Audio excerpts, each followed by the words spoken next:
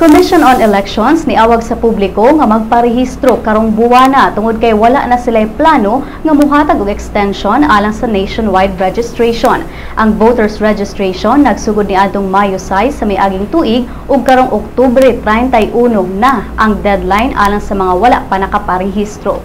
Matud ni COMELEC Chair Andres Bautista nga nagtuo sila nga nakahatag na sila og igong panahon alang sa mga botante aron magparehistro, mao nga dili na sila mohatag pa og extension.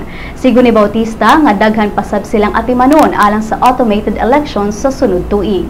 Ning pagbalita matud sa COMELEC nga aduna pay 3.8 million registered voters ang wala pa kasumiter sa ilang biometrics data sa mga buhatan sa COMELEC. Aduna pay kapin sa 53 million registered voters ang mopili og mga leader sa nasud karong May 2016 elections.